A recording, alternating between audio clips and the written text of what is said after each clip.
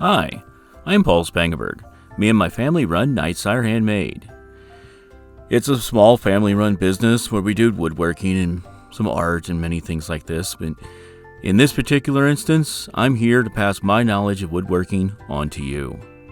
I use relatively simple techniques that anybody can master. We don't get anything real fancy, but we come out with some very nice products, and we're here to show you how to do it.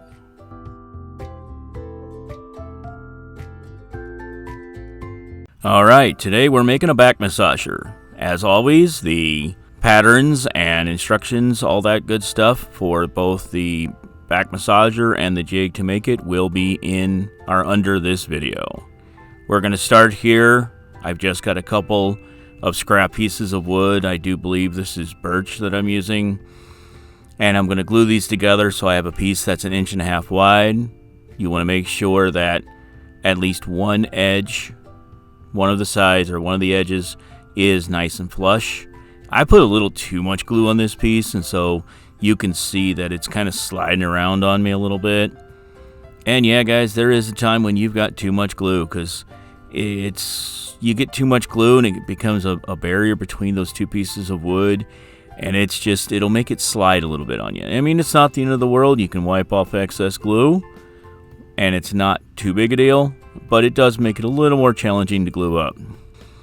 So we're just going to make sure that one side of this is nice and flush, and I'll show you how to make the jig first so that we can let that dry while we do the rest of the back massager. Once that piece is dried, we're going to take that nice flush space that we have, and we're going to square off one end so that we have a nice end to work with. And we're going to take the saw to 45 degrees, and we're just going to cut a piece. And I'm not really worried about the measurements on this. As long as these two pieces are about the same, you're going to be fine. And even if they're a little off, you're still going to be fine, because it's still going to sit in the jig the way it needs to sit. So all I'm doing, holding one up to the other, going to mark where I need to cut, and I'm going to cut it so that they're right about the same size. I'm not worried too much about sanding these pieces. If there's a few burrs or something like that, or a few little splinters coming off, take a piece of sandpaper and knock it off. If you want them all nice and sanded up pretty, you can. I mean, it's a jig that's never going to leave your shop, so I don't concern myself too much with the aesthetics of this piece. But if you want to make it nice and pretty, you obviously can. I've got a piece of poplar for the base, 1/2 inch poplar for the base. That was nice and straight. And like I said, I'm just knocking the splinters off of this. You get two 45-degree angles. And you can even see in the front there, they're not exactly even up, and I'm not going to worry about it. So you got your base, just a nice, I told you it was 1/2 inch poplar. It's actually 3/4 inch poplar. So we're going to put the glue on the end grain. And I'm sorry I'm a little out of frame here, but you're rubbing that glue into the end grain. If you don't rub the glue into the end grain, you will not get a good fit. The glue gets into the grains and then connects to the board as well, and you just get a really tight fit, because end grain does not glue up well. So once we do that, we're going to put a nice little coating of glue on the piece, and we're just going to find a spot right in the middle, and we're going to stick that thing right on. We're really not that concerned.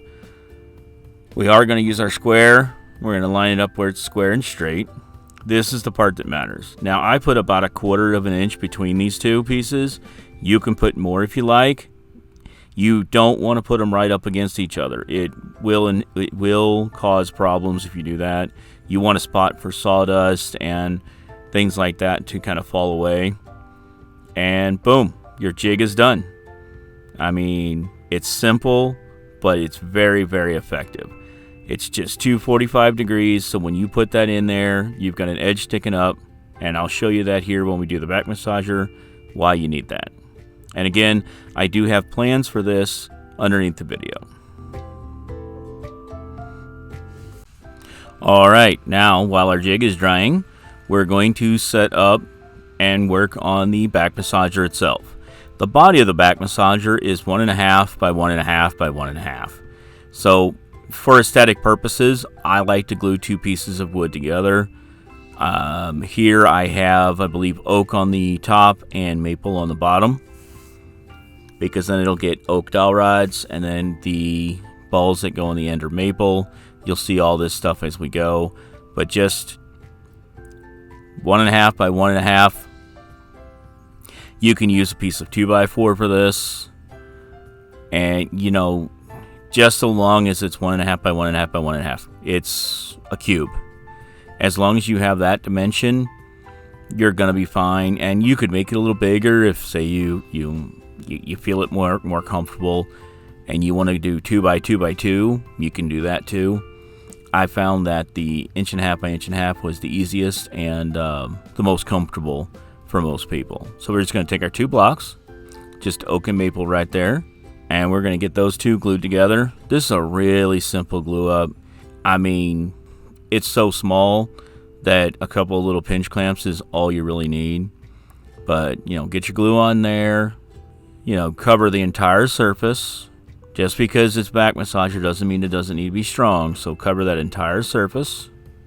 And just, now you can, if you want at this point, you could glue them across grain where one grain is going one way and the other grain is going, what would that be, perpendicular of it.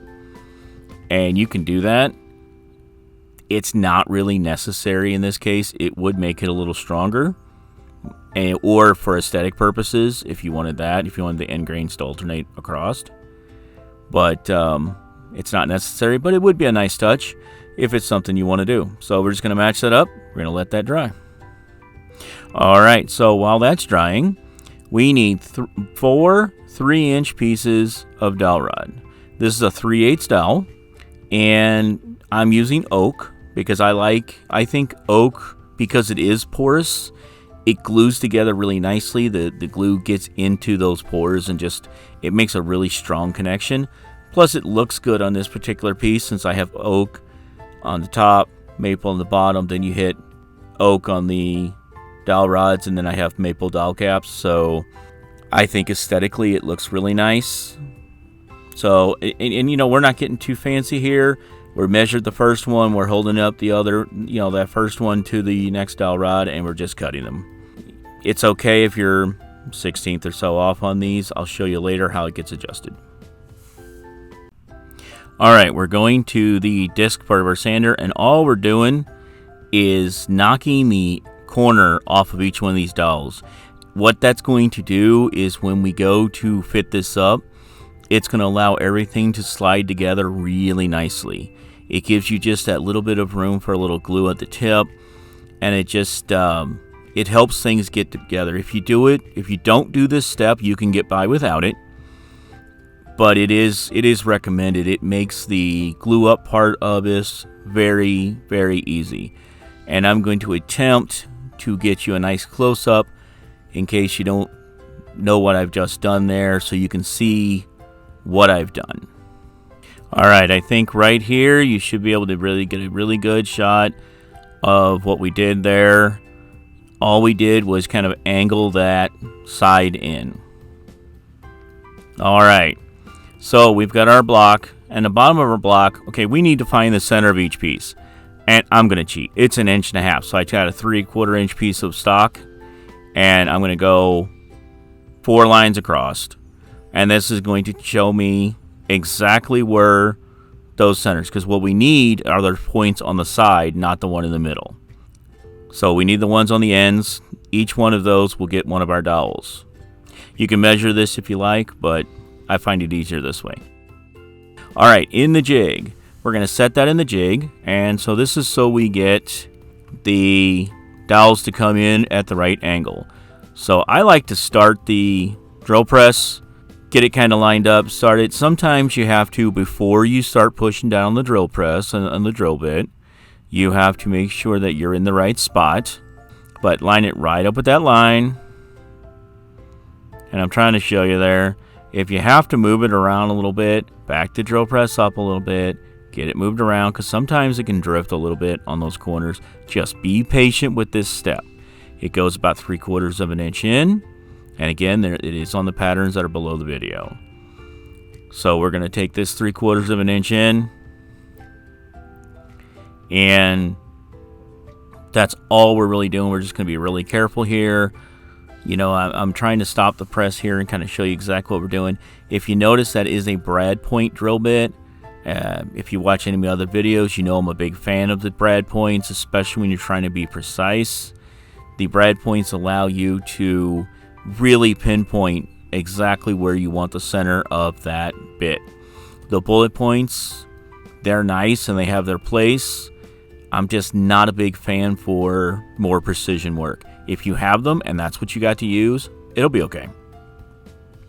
And if you're a little off from the center, if you're a 1/16 or something off from the center of this build here, it's not going to be the end of the world. You want to get it as close as you possibly can, because that's what's going to make it look really nice. So like I say, just 3/4 of an inch deep. As you can see right there how we're using that jig to cradle that right in. There's a really good shot of it. And that's why we needed that jig. And that's also why you want that space in that jig, so that the dust falls away. But that's what we're looking for right there. Alright, we're going to get all the pieces sanded up. And I always say all the pieces. The only piece really to sand on this is the top piece. Now, FYI, when I get my dowel rods, I will take the tags off and I will sand the entire dowel rod. It's something I do to make sure that all my dowel rods are nice and smooth. So there's not an unsanded dowel rod in my place. I prefer them that way. They work better for me. I highly recommend doing that. And they're color coded, as the ends of dowel rods are color coded as far as their dimensions. So like I say, we're using a 3/8 inch oak dowel rod on this one. And to talk about the piece I'm actually working on right here, it's the top. I'm basically surface sanding this right here, and that's the first thing to do. Just very carefully get it all nice and sanded. All right, we're going to start on rounding over the corners. You know, we don't want a lot of sharp edges on here, especially this is a back massager. This is supposed to be to help you, relax, things like that. You don't want a sharp edge. Get our belt cleaning stick out and clean that belt. If you don't have a belt cleaning stick, I do highly recommend them. It's just a little chunk of rubber that helps you clean your belts. And just FYI here, I am using 220 grit sandpaper on both my belt and my sander. I almost use nothing but those two grits, or those two, one grit, but two sanders, one grit. I only use 220. I don't use rougher sandpapers to start with. It would probably make the initial sanding a little faster, but then you still got to come through with the finer grit and resand it. So as far as I'm concerned, I only use the one grit, and I don't go any higher than that. It's, in my opinion, not necessary.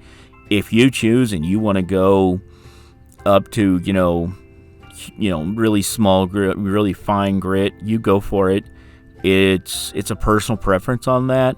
The thing is, you just want to make it nice and smooth. All right, and again, now this angle and all these things are on the pattern. I'm freehanding it because I've made about 100 of these at this point. So basically what I'm doing is I'm hitting that, I want to round that top. So I'm hitting that first one, and I'm just angling it in, and then I'm just rounding that right on in on each one of them. I like to just sit there and just hit that like a 45 degree in on that belt a little bit, and then start rounding.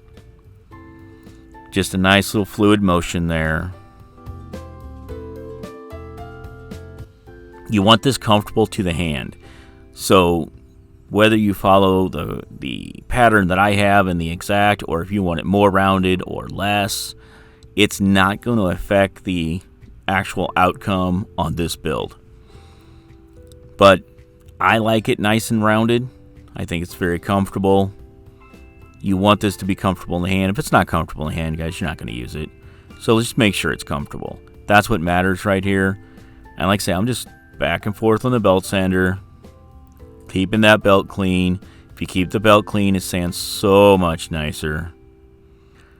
hand sand with the grain. On this piece, it does get sometimes a little tough to stay with the grain. Sometimes you have to shape it against the grain, but you have to finish it with the grain, or you'll wind up with some weird marks on your wood and it just won't look good. Alright, once we have it shaped with the belt sander, I'm coming through with the hand sander, which again, it's 220 grit sandpaper. And just to...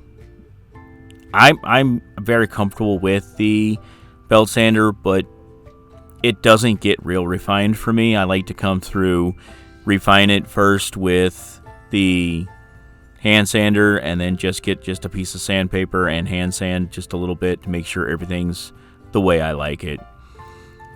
You can make things a lot smoother this way. It doesn't move quite as fast. The belt sander is great for moving a lot of material and smoothing things out fast. Your hand sander is much easier for refinement. You can, however, do all of this with a sanding block or just a regular piece of sandpaper. It's just going to take you a little bit longer. But just make sure that it's really nice and smooth and there's no sharp angles, all that good stuff.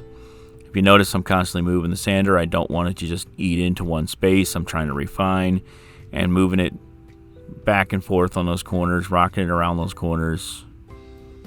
And if you can see my sander there, you can see I probably should have changed that sandpaper, but it's still working. It's doing the job. It's getting it done.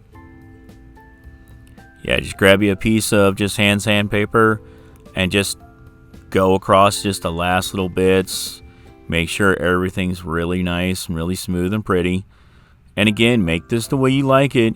If I don't round it off enough for you and you want it rounder, you go for it. If you want this piece to be a bigger square, you can do that too. It's a pretty forgiving piece to do what you need to do, but this is what we're looking for on the end here. Alright, we're ready for final assembly. There's all the pieces we need. There's the 1-inch dowel caps, the dowels, and the head. We're going to put a little bit of glue in all the holes. We're going to start with the dowel caps. There's no reason not to just do all of them all at once. Get a little bit of glue in each one. And just, eyeball in there. If you don't think you got enough glue, get a little bit more.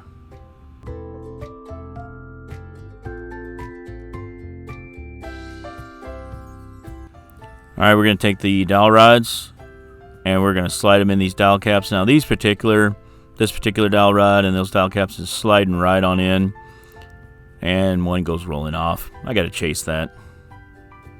Get that last one in. Take my little homemade hammer, which is basically just a block of wood with a dowel rod sticking in it, and just tap them in. Make sure that you've got good contact. Make sure it's all the way in, and we're in good shape. Now, if you look at the pattern, we're drilling this hole at 1/32 above 38ths, which at this point is that measure exact drill bit is eluding me that it is on the plan. So we're going to put them all, just stick them right in the holes, and we're not going to worry about it getting too high. And so now we're going to set it on a flat surface, and we're going to tap each one of the balls. And if it rocks, then we know we need to adjust one of the balls. You can move it in a little bit. You can move them out a little bit. Just adjust it where it's sitting flat and all 4 of those dowel caps have contact on the board. There it is. Back massager ready for action. Personally, I like to just finish this with a little butcher block conditioner and roll, but you can leave it raw. You can put any finish on this you want, but there it is.